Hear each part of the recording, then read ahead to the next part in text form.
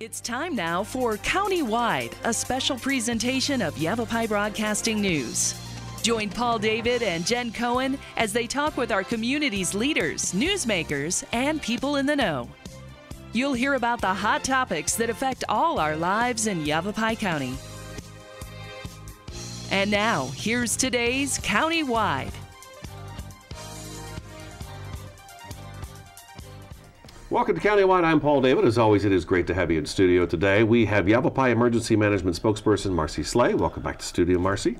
And Public Health Emergency Preparedness Program Coordinator Robin Oothoudt. Welcome to studio. Oothoudt. Welcome to studio. Thank you. Website is yavapai.us. That's probably why I send everybody just to go there, and you can find emergency management under the Public Works tab. Correct. Which I thought we were going to. Was emergency management going to become its own kind of entity? We've had the discussions, but it works under Public Works. So. Okay, so it's in Public Works. It's going to stay in Public Works. Okay.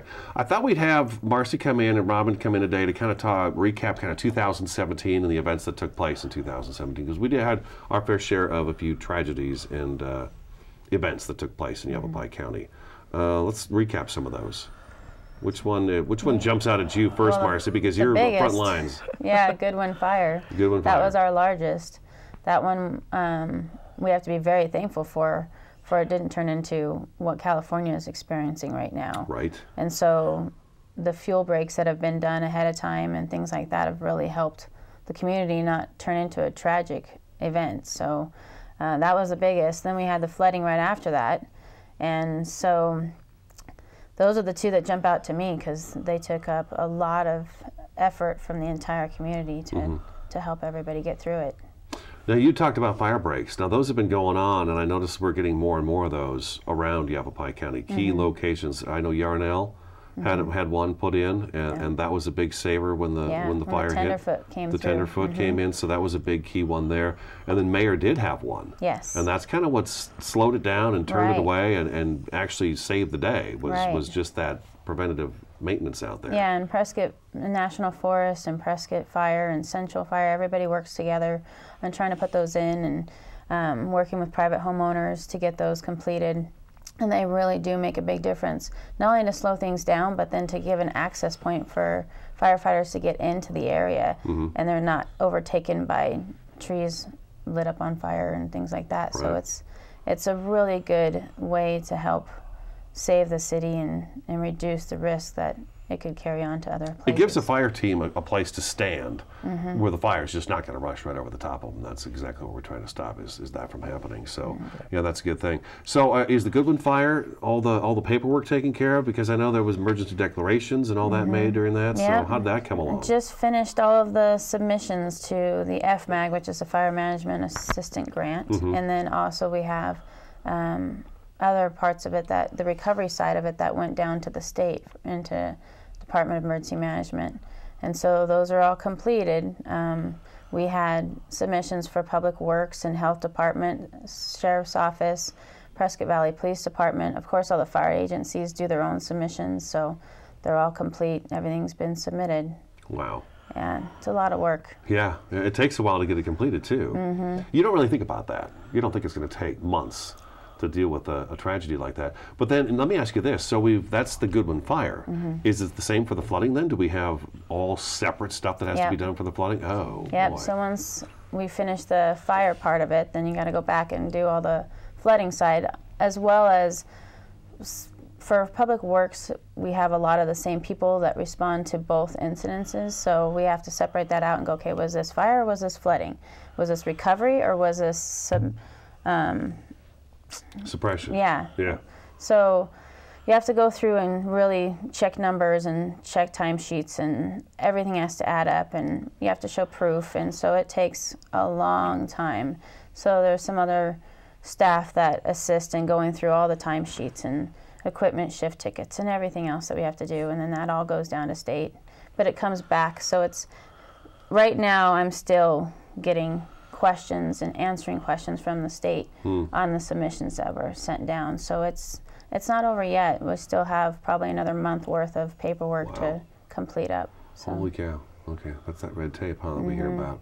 That's that red tape. Okay, all right, good deal. Anything else this year that was standout for you guys, or was it just those two?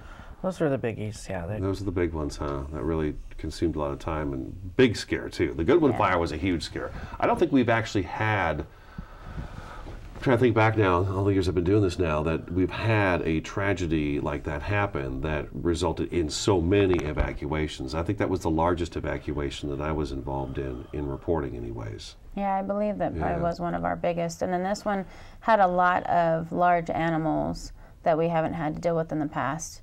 So there's a lot of ranches out there and a lot of cattle and a lot of that kind. Horses and goats and what else was housed? We had everything a farm you can think going, of. Yeah. The challenge was also with the Goodwin fire was where to house them as well. I think the rodeo grounds finally opened up again over in the Prescott area, right? Right. We had a lot of staff work really, really hard, long hours through the night, putting up pins, and a lot of vendors and local communities donated hay and fencing and whatever to help house all of them. But we did it in lightning speed time too, and that's kind of the thing about Yavapai County, the people that live here, is that when something like that's happening, man, I tell you, everybody comes out of the woodwork looking to help either donate or work help their time or their resources.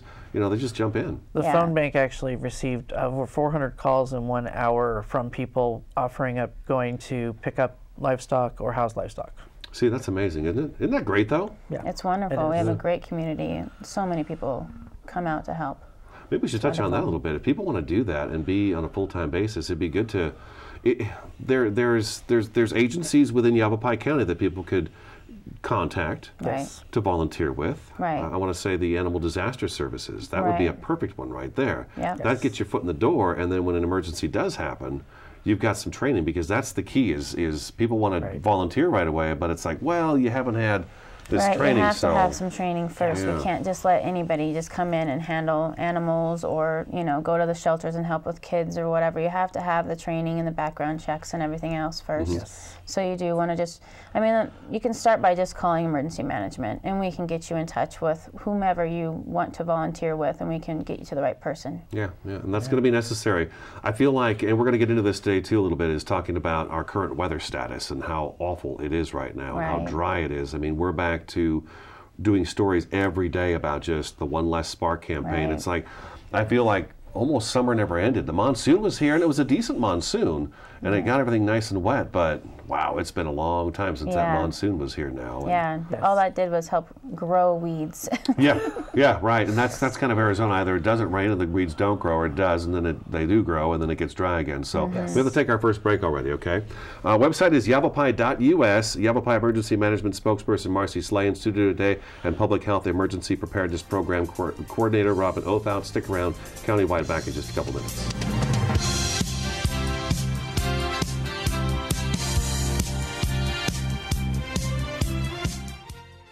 Listen to me. I am captain of the track team. And if I'm late, she doesn't really think she's going to get out of here, does she? Be nice. She's new. Hello, is anyone there? Ugh! Wow. Even from our standards, you look awful. Oh, sweetie, what happened? Me? My friend Becky got to talk to this super cute boy, and I tried to act like I wasn't jealous, but I so totally was. And then out of nowhere, this concrete barrier just popped up. Maybe it was a semi. You mean you were driving? Yeah. I mean, I know the whole eyes on the road thing, but this was a super important text. Maybe you have to know, Becky. Texting? Great. But it was only like 5 seconds, and I'm a really, really fast texter, so it wasn't even a big deal. Actually, has she texted me back yet? Wow, I get like no bars in this place. I wonder if they have Wi-Fi here.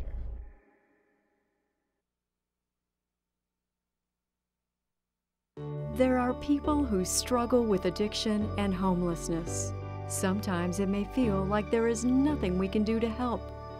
But there is. You can make a tax-deductible donation and help those in need transition away from homelessness. When you give someone a handout, you could actually be supporting an addiction.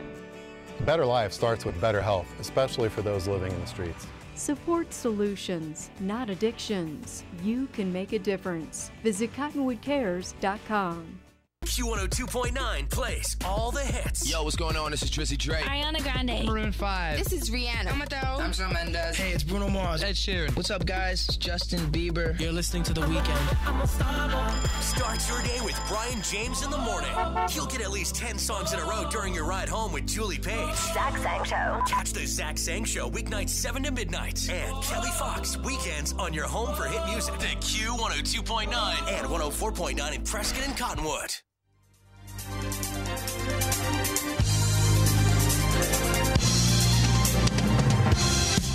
Welcome back to Countywide. I'm Paul David. Great to have you along. Yavapai Emergency Management Spokesperson Marcie Slay and Public Health Emergency Preparedness Program Coordinator Robin Oothoudt in studio today. I'm just going to say you guys are both from Emergency Management in Yavapai County. Yeah. Yavapai.us is the website. Anything we're talking about today, you can find out information on Yavapai.us. So we hit the major events of 2017, winter preparation. Now, we did a story this week. National Weather Service sent out, and thank you for bringing this, by the way. I had this on my desk, and I forgot to bring it in here with me. Flagstaff at this point in time in the season should have 18 inches of snow on the ground, or had at least received 18 inches. Yeah. 10.2 in Williams, 9.1 Alpine, 3.6 Show Low, 2.6 Payson, and Prescott 2.5 inches of snow already. And no one's seen a flake of it yet. No. Not at all. So we've been doing stories about one less spark. Watch out for fires. This week has been Fire Week in Yavapai and Coconino County. We have had multiple fire stories every single day this week, and I don't expect that to change until people go, wow, you know. And I think the message is it's winter, it's colder, but if you put a spark out there, it's just going to burn like crazy. Yes. Yeah. And we have the winds picking up. The winds are going to pick up, I think, today and tomorrow, I believe. Yep, it's just windy. And so it's dry. I mean, one little spark can set who knows what on fire. So it's really important. Even though it's cold, it can still take off. There's no moisture. Everybody's noticed, everybody's got dry eyes right now and allergies, and that's because it is so dry outside. Mm-hmm. So one little thing coming off a vehicle, the chains, exhaust, everything, those can start the grasses on fire, and it can take off from there. Not only that, but then in the cold, everybody's got fireplaces burning. So you got to make sure that you're using proper precautions with burning outside, inside. And when you're taking your ashes out of your fireplace, that's one thing people forget sometimes too, is make sure those are completely dead out as well. Put them in a steel bucket, stir them up with water, make sure they're ice cold before you dispose of them anywhere. Yeah, I'm pretty sure we'll have that story about the garbage truck driving down the road that's smoking, and sure enough, some hot ashes got thrown in the trash and they were ignited. Yeah, never put them in the trash. Yeah, don't put them in the trash. So yeah, the metal bucket is key with the wood stove ashes. Nevertheless, according to the National Weather Service in Belmont, in 1999 we had this happen to us, where we had no snow up until January 1st. New Year's hit, and we wound up getting, Flagstaff averages 120 inches of snow a year. So from January to spring, the 120 fell. And this is like one of the 15 winters that we're having, this odd winter. We do expect some winter to happen. And so we need to be prepared for that. I can remember a few years ago, Prescott had a snowstorm that kind of shut the city down for, I want to say, about 4 or 5 days, where people were stuck in their homes for numerous days because there just were not enough plows to get the streets cleared, which I think that's been remedied since then. Yeah. But there is a chance.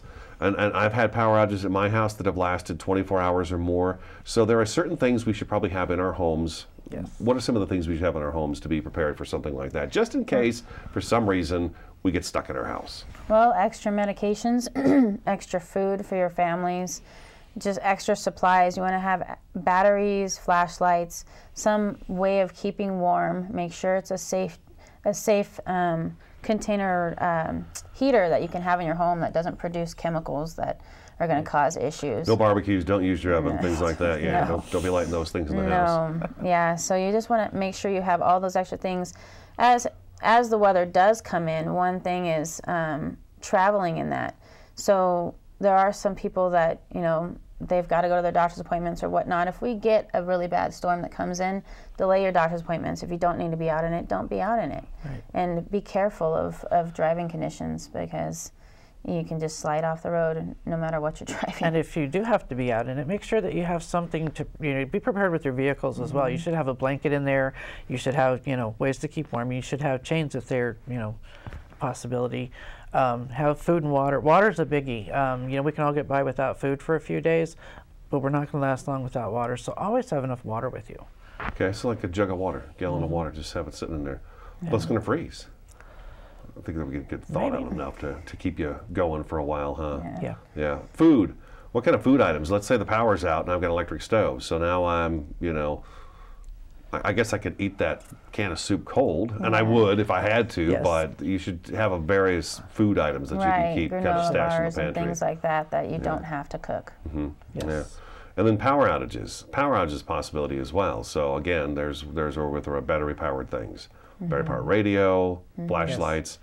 Candles are, we've had a couple of candle fires now. So candles are good. I've got cats though, and I'm always worried that they're gonna, they're just that way. Burn their tail. Yeah, they got to rub on everything, and so you always think that it's going to just. We had an oil lamp for a while that we used to have out, and we would light. We were always there, but it always made me nervous because just of their nature of, I'm going to go push up on this, and it just made me nervous. So I feel like candles would be kind of the same thing. Yeah, and there's so many battery items out now that are light sources and heat sources, and and so LED lights and such typically don't run the batteries down near as fast as what the old lights did. Sure. So Generator. they'll last longer. Generator would be good to have. Just don't have it in your home. Right. Make sure it's in a ventilated area. So you don't want a generator in your house. That's a good point. Not a good idea. That's a good point. Yeah, don't have a generator in your house. No. Yes. Do we know, is the county ready for the winter months? Because there are, we do stories, it's not just the winter either. The way I'm looking at this year is, and we've seen it in the past too, where we get these late winters, but then it seems like spring kind of comes early as well and kind of laps over the top of winter, where we were talking about 93. Everybody that has lived here remembers 93. Where we had a bunch of snowfall, real heavy snowfall really fast, but then behind it we had these warm tropical storms coming up out of the Baja in Mexico that just melted that snow so rapidly that it was all this flooding and destruction that occurred.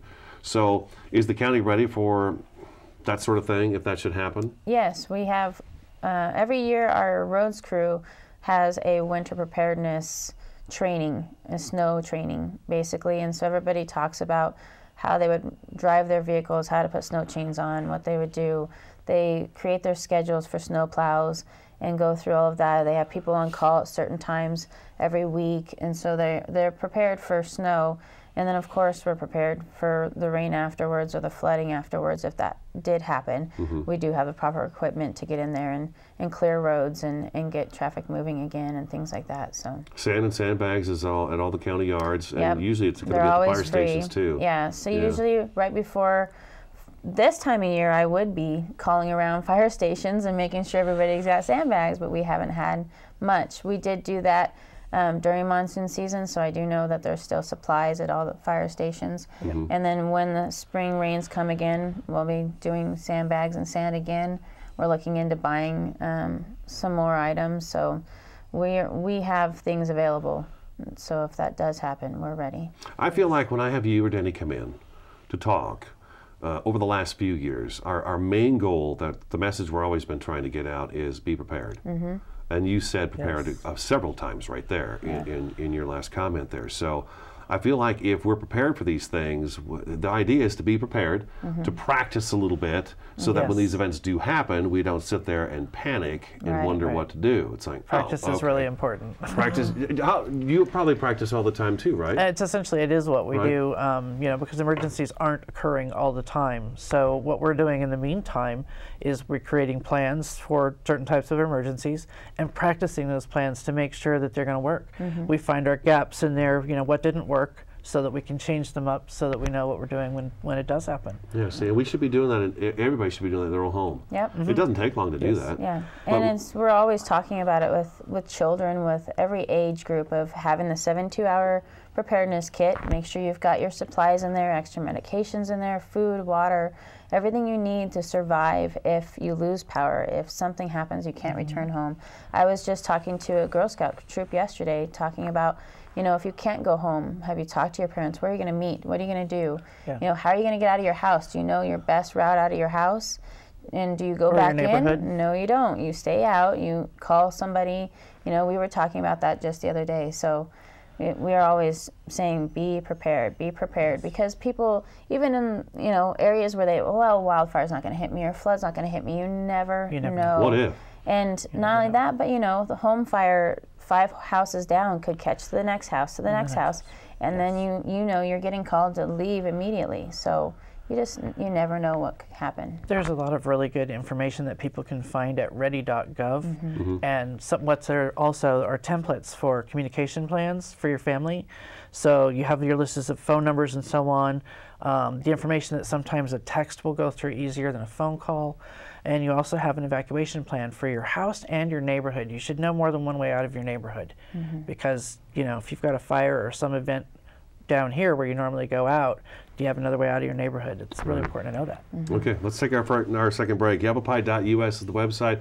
Yavapai County Emergency Management in studio today, Marcie Slay and Robin Oothoudt. Stick around, countywide, back in just a couple minutes.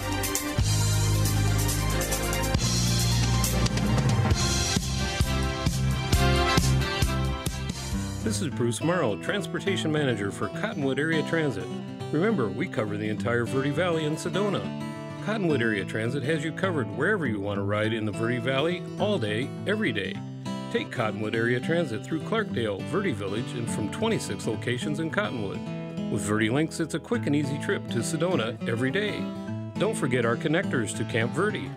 Visit cottonwoodaz.gov for Cottonwood Area Transit and take a seat. Let's go ride. The Q102.9 plays all the hits. Yo, what's going on? This is Drizzy Drake. Ariana Grande. Maroon 5. This is Rihanna. I'm Shawn Mendes. Hey, it's Bruno Mars. Ed Sheeran. What's up, guys? It's Justin Bieber. You're listening to The Weeknd. Start your day with Brian James in the morning.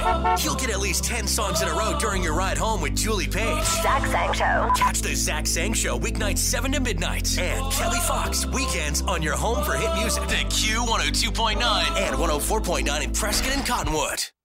There are people who struggle with addiction and homelessness. Sometimes it may feel like there is nothing we can do to help. But there is. You can make a tax-deductible donation and help those in need transition away from homelessness. When you give someone a handout, you could actually be supporting an addiction. A better life starts with better health, especially for those living in the streets. Support solutions, not addictions. You can make a difference. Visit cottonwoodcares.com. So, I'm kind of new here, but I've noticed a trend. My human does this funny thing where she goes around and gets all my toys, and then she hides them in that basket by the door. But it's always the same basket, and it's always in the same place. And then she acts so surprised when I find them, but, she's putting them in the same basket. Again. It's like, hello, that's where you put it last time. You were the worst at hide and go seek.